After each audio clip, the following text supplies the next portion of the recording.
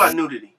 I think that when nudity is called for, when it comes out of the story, when it comes out of what it is and it's handled tastefully, then you find why it's necessary and if it's necessary for you. And I think it's different for each person.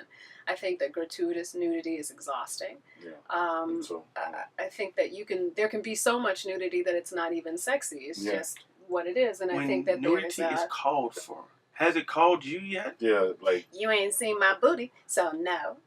So the right script.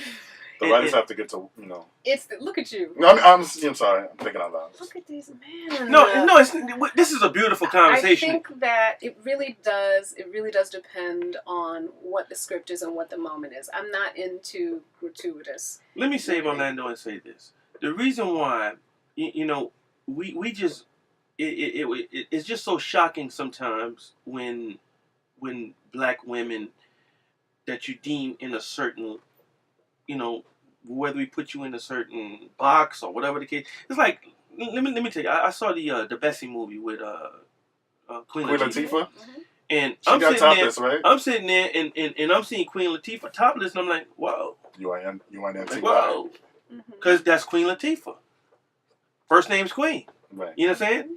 But she stepped up. It wasn't something that of a titillating manner for me personally. And it wasn't supposed to be. But in Lala, what I'm saying, I just think it was. He's screaming out people who got naked, but I just see it as when black, even the Ghost's wife, Notori, when she got naked, everybody was like, oh, why is this so shocking when African American women, get nude? I don't know that. Is it shocking?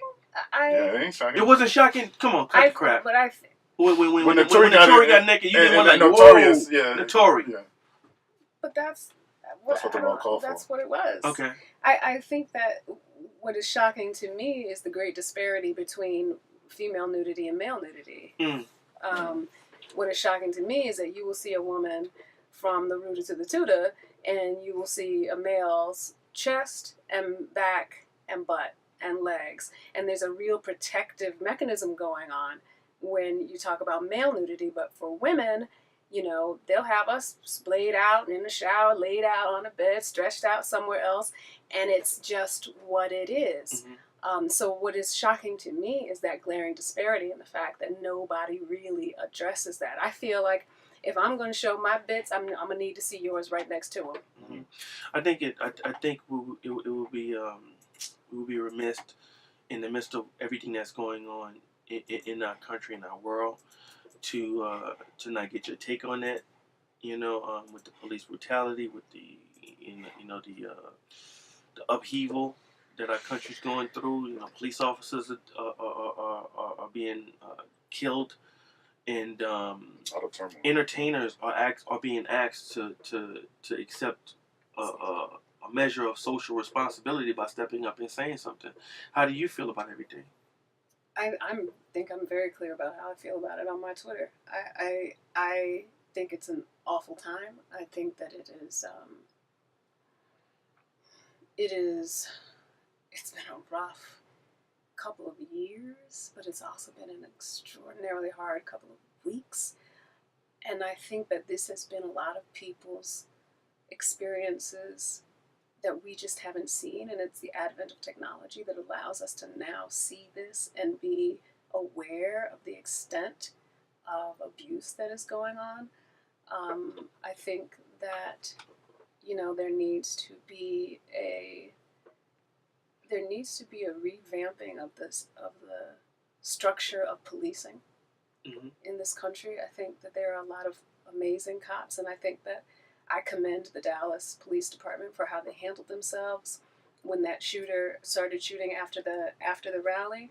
The fact that they didn't shoot the shit out of everybody was amazing and commendable, and they really did their jobs extraordinarily well. Had that been another city, so many people would have been dead because they didn't know where that shooter was. Yeah. And that's really a tribute to that police chief and that force and how they deal with each other and how they deal with people. But I think that the state of guns in this country is out of hand. Nobody should leave the service and be able to take guns with them. Nobody should be able to get, in my opinion, automatic guns. Yeah, what do you need an automatic assault weapon You're not killing for? no What do you damn do? deer You're not with taking no- a deer down. You're not, and if you do, you damn sure ain't eating it afterwards. Anybody who needs a gun in a hurry, why? Why do you need a gun in a hurry?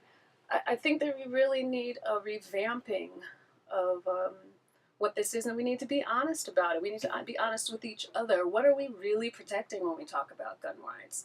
I think that there is, the reason that guns are as available as they are now, we need to talk about the why of that. Why are these laws enacted? So one reason that people are free to have guns in this country is because people were afraid of slave uprisings. So they wanted to make sure that I do not have a gun. Mm-hmm.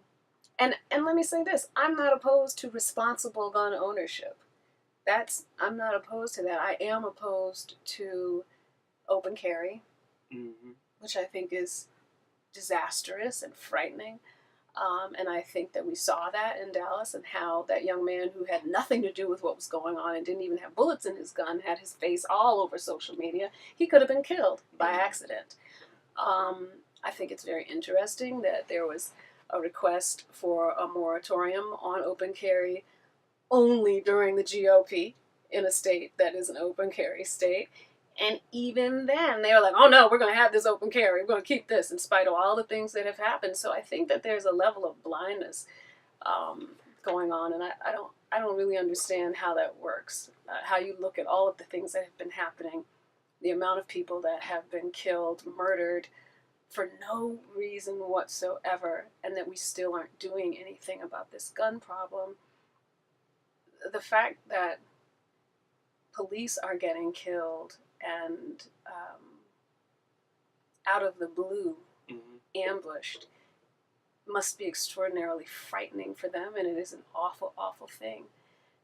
But I also think, and the but has nothing to do with losing lives, so don't anybody come to me about this but. The but is that police step into their day knowing that they are stepping into a potentially deadly situation, and they are there by choice to protect and to serve. People of color do not get into their cars knowing that they're stepping into a potentially deadly situation for not using a signal. For having a busted tail light. For having a busted tail light that was not even busted. Well, listen, let me tell you something. Sound like you know, out of all the speeches I heard at the DNC and the RNC, sound like you should have been on that stage. But our time is up. No, I appreciate you being well versed in all that. Our time is up, and we could catch you on Power. Yes. With your clothes on, shooting. Yes. With my clothes on, y'all. Yeah. Check her out on Stars. Yeah, and honestly speaking, I've enjoyed you from Broadway to Dreamgirls and everything, and you're just an awesome person. Thank you. I appreciate that. I'm glad to be here. It's a conversation.